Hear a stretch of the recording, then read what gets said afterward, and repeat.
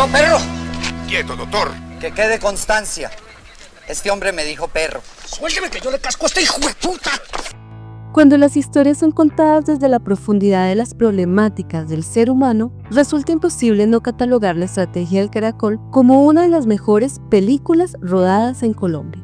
Bienvenidos a La Cámara Oscura. Hoy analizaremos la película La Estrategia del Caracol, todo desde puntos específicos. La historia, los personajes, las locaciones, la fotografía, el arte y el sonido. Acompáñenos. Maestros, ¿qué sería del mundo sin la complicidad?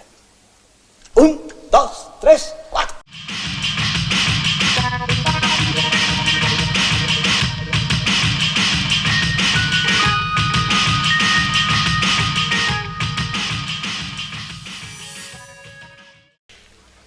Bueno, ¿y todo esto como para qué?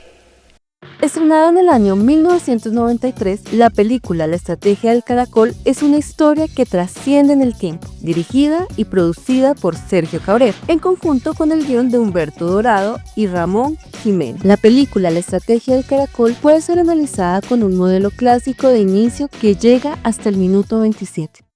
Esto no es más que un papel de mierda.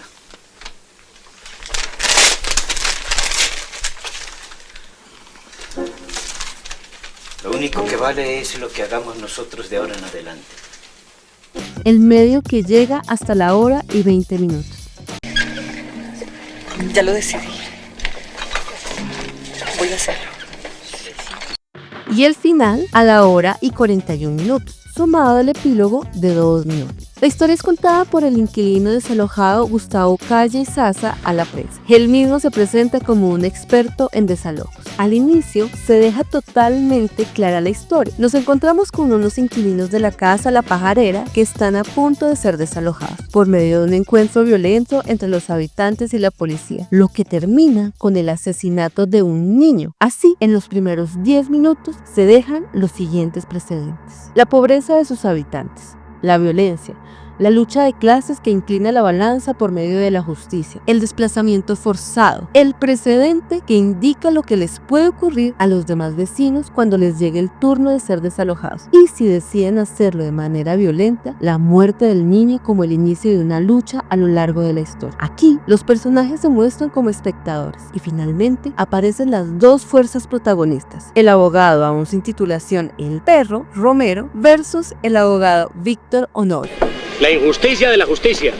Ambos representan a la justicia desde diferentes bandos. Con las bases sentadas, el problema que vivió la casa de La Pajarera pasa ahora a los inquilinos de la casa vecina, es decir, la casa Uribe. La preocupación recae sobre los hombros del perro Romero y de Jacinto. Y es aquí cuando los que antes eran espectadores ahora pasan a protagonizar la problemática. Por medio de situaciones vamos conociendo su carácter. De eso hablaremos más adelante. La premisa es clara. Si la ley es una sola y se supone que debe ser para todos, el abogado y Jacinto deben encontrar una respuesta, pero tienen 3 problemas. Primero, el tiempo en contra. Segundo, la falta de unidad de los inquilinos. Y tercero, la justicia condicionada. Porque, como lo deja claro Romero, El abogado Mosquera se presentó con testigos falsos y pruebas chimbas. para cumplir sus objetivos sin infringir la ley, el abogado y los inquilinos buscan opciones para asaltarla. Pero para saber a qué se enfrentan, es necesario hablar sobre quiénes conforman la contraparte. Y ellos son... El abogado Víctor trabaja para un empresario de nombre Dr. Holguín, un hombre millonario y excéntrico que heredó la casa Uribe, pero que desde hace ya muchos años no la ha reclamado. Por medio de despliegues tecnológicos, demuestra poder y un constante sometimiento a la justicia, representada en el miedo del abogado. ¡Doctor! Una vez presentada la premisa y los personajes, podemos dar rienda suelta al desarrollo, que dividiremos en 3 partes. La primera, al plan de Romero, la segunda, al plan de Víctor, y la tercera, al plan de Jacinto. Miremos el plan del perro Romero. La próxima vez que me llame perro, lo denuncio. Ni qué abogado ni qué leches, hombre. Ni siquiera se ha graduado. Solo me falta la tesis, pero aunque no lo sea todavía, yo estoy hecho para pensar como abogado. Al tener acceso al juzgado, Romero se entera de primera mano sobre el proceso en curso. Incluso al inicio de la historia vamos conociendo sus habilidades, que son fundamentales para ir un paso adelante de las diligencias de desalojo. Carajo, perro. Me la volvió a hacer, ¿no? Lázaro es el esposo de doña Eulalia. Ambos son inquilinos de la casa Origen. El estado de salud de don Lázaro es vegetativo. ¿Cómo podría ayudarlos a todos? Gracias a los conocimientos jurídicos de Romero, se puede apelar a un recurso de cancelación total del desalojo. Muy bien, señor Romero. Es válida la oposición. Se suspende la diligencia. Un plan efectivo, pero al ser suspendida la diligencia, se demuestra que es inminente el desalojo. Para este punto se llega a la mitad de la historia y es aquí cuando el plan de Jacinto entra en marcha al unir fuerzas con Romero. Agotado en primera instancia el recurso jurídico, Romero pone a consideración dar marcha al plan de Jacinto, que consiste en crear una estrategia única que le daría el terreno a Holguín. Pero, ¿cómo lograrlo? Lo primero es lograr convencer a todos los vecinos de la estrategia. Pero la señora Trinidad, quien es la legítima dueña de la casa Uribe, se opone hasta que recibe una señal divina que logra convencerlo, pero con dos condiciones. La primera, que sea la Virgen la que salga de primeras. ¿Qué sé? La segunda, que ya que vamos a meternos en el invento de Jacinto, pongamos todo bajo las órdenes de la Santísima Virgen. Entre picos, palas, madera, clavos, puntillas, buena voluntad y unión de los vecinos, la estrategia estaba en crecimiento. ¿Pero con qué?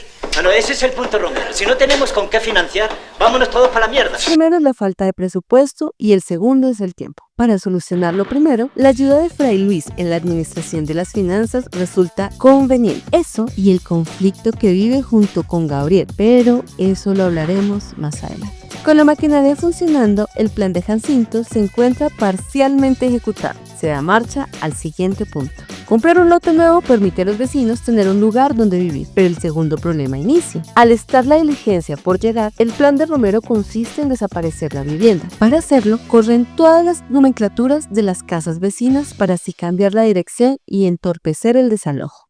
En realidad, oficialmente la casa no existe. Se suspende la diligencia. Hasta este punto, el abogado Víctor no hacía mucho debido a un exceso de confianza, por ser amigo del juez. Al tener una segunda negativa de desalojo, decide tomar una medida drástica, secuestrar a Romero e intentar asesinarlo. Romero sobrevive de milagro. En un estado de demencia por la golpiza, Romero y Jacinto logran elaborar el plan maestro, que se divide en dos puntos, dando así inicio al arco final de la historia. En la primera parte es necesario ganar tiempo.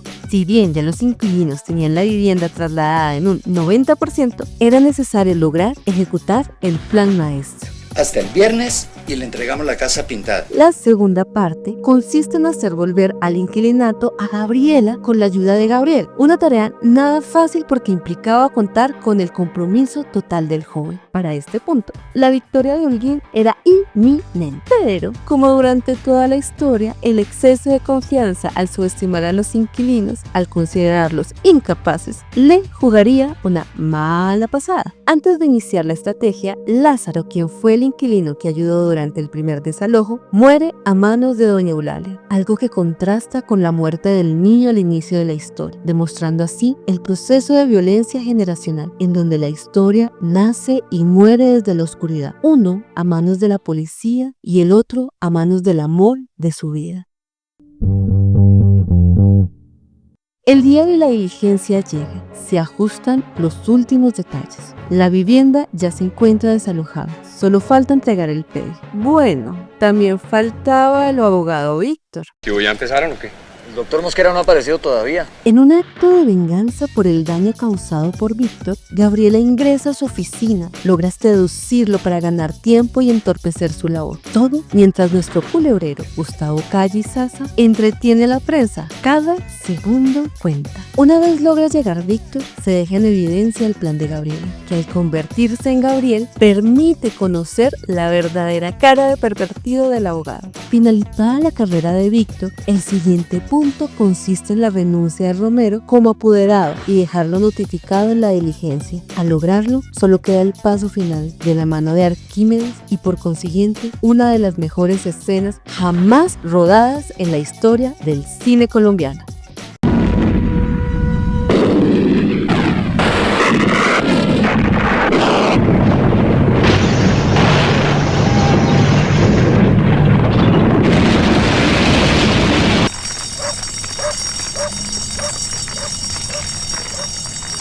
Ahí tienen su hijueputa casa pintada. Así finaliza la película, dejándonos con un epílogo en donde se encuentran todos los inquilinos en el nuevo lote, todo para iniciar desde cero. El éxito de Romero se basa en la unión vecinal, quienes legalmente son sus apoderados, siempre aplicando un principio de bien que dice: el bien es todo aquello que me beneficia y beneficia a los demás. Mientras que el fracaso del abogado Víctor radica en un principio individualista de parte de su jefe, el señor Holguín. El mal es todo aquello que me beneficia, pero perjudica a los demás. Mosquera, no discuta más, no sea pendejo.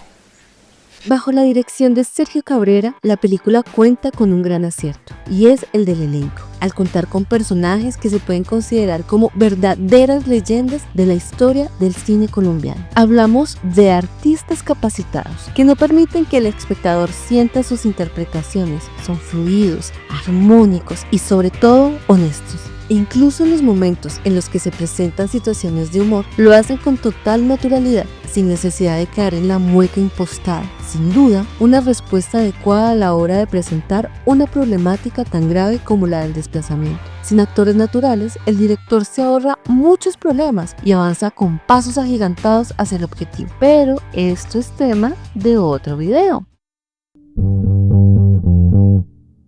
Los actores principales tienen sus contrapartes. En un principio, tenemos al abogado Romero y al abogado Víctor, como luz y oscuridad. Uno le sirve al pueblo, el otro le sirve a un empresario corrupto. Pero también tenemos a dos personajes protagonistas que son Jacinto y Holguín. Ambos son contrapartes porque están junto a Romero y Víctor, desde sus esquinas. El primero busca, por medio de la revolución, alcanzar la dignidad de la casa al lograr la unión de todos los vecinos. Es el cerebro libre que hace equipo con la justicia, el arte de su arma y a la vez su ingenio, mientras que el segundo abandona a Víctor al punto de someterlo con miedo y un despliegue de poder. Esto nubla la visión del abogado, al punto de hacer cosas fuera de la ley como el secuestro y el acercamiento indebido al juez. Ay, no sea parco, Dios. Sírvale más, mijo. Y tráigale un tenedor porque no salimos de ese almuerzo en toda la tarde.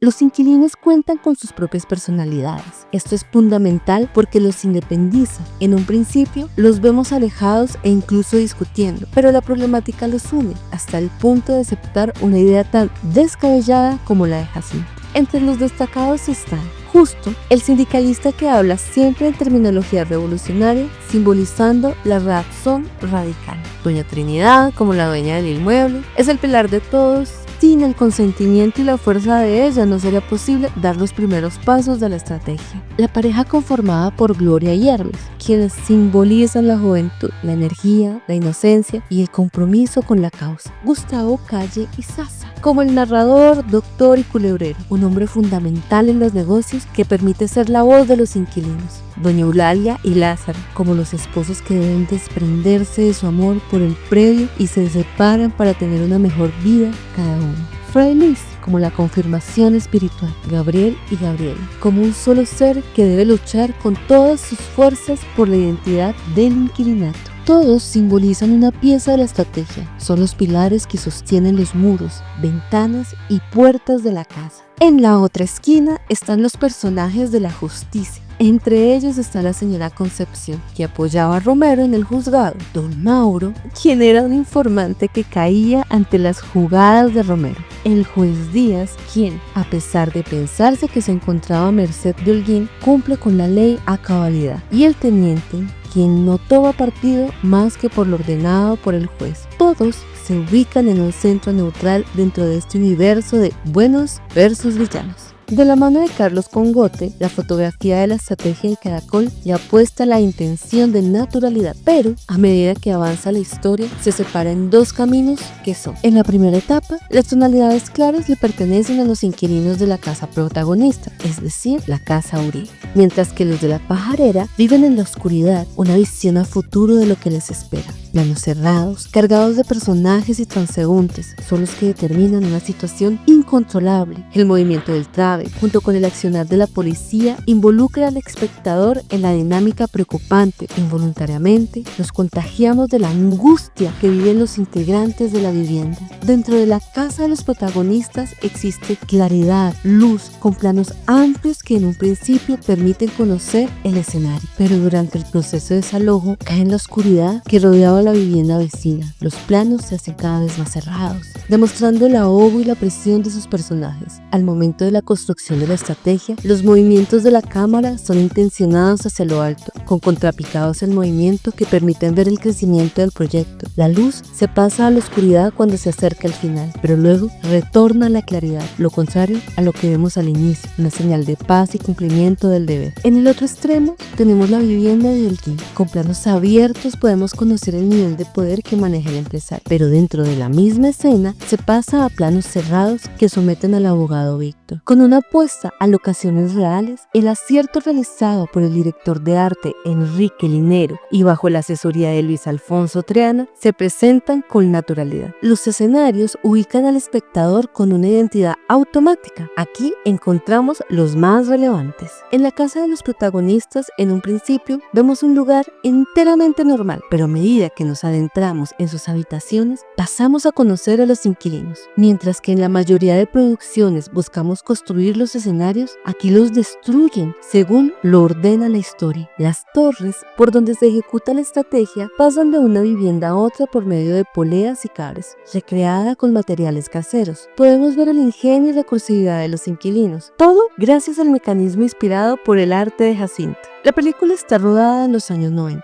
El despliegue de tecnología de la época presenta de manera caricaturesca y excéntrica a Holguín, ya sea con el vehículo de moda, sus pantallas, el teléfono portátil y el proyector. Sin duda, es toda una fortaleza que catapulta a Holguín al estatus de supervillano. Para la escena final, la implosión controlada contó con la fortuna de ser realizada por profesionales. La buena fortuna cobija la película porque se trataba de una reconstrucción de la zona en la vida real. Esta situación funciona para enriquecer el final. La película La estrategia del caracol maneja un elemento que llamaremos sonido lógico, que consiste en entender que donde está la cámara está el espectador, es decir, que en el lugar donde está ubicada se encuentra el alcance de escucha. Miremos un ejemplo. Que la responsabilidad aquí recae sobre el apoderado. Ojo, que ya conocemos el truco.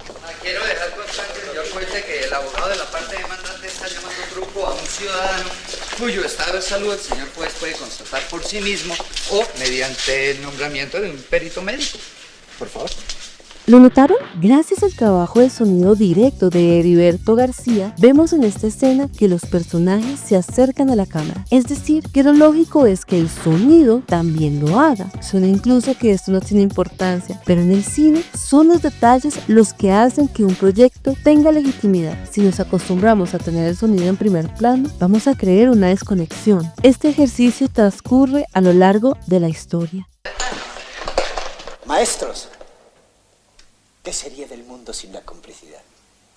1, 2, 3, 4. La música original, creada por el compositor Germán Arrieta, es sobria y minimalista, sin llegar a caer en saturaciones. El artista propone crear ambientes y atmósferas sin robar protagonismo, salvo por 2 canciones que forman parte del universo narrativo. Es de resaltar que el sonido de la estrategia del caracol fue ganador de premios en Europa por este departamento. Los espectadores colombianos se quejaron en su momento por esto, pero fue gracias a la película que la modernidad en las salas de cine llegó. Si una película resalta en la pantalla para generar cambios estructurales en la ciudadanía y en los sistemas tradicionales de proyección, entonces estamos frente a la mejor película colombiana. La pregunta es, si es la mejor creada, ¿qué ha cambiado hasta nuestros días? ¿Seguimos contando historias de tan alto nivel? Eso también es tema para otro video. Por lo pronto, así concluye este análisis de la película La Estrategia del Caracol. Para nuestra próxima entrega, hablaremos sobre los tipos de industria audiovisual en Colombia y sobre cómo estos influyen en los espectadores.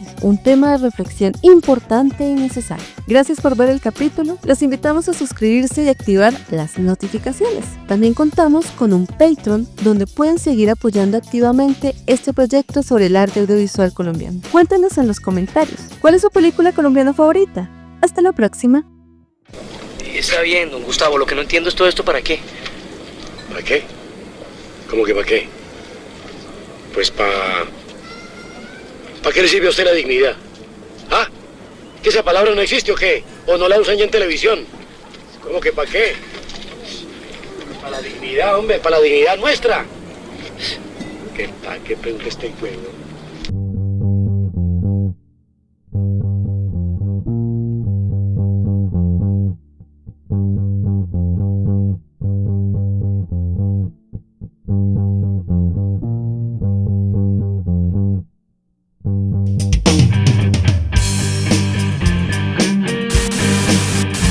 Hola, muy buena su presentación. Muchas gracias. Fuera de foco, qué carajo, pero muy buena.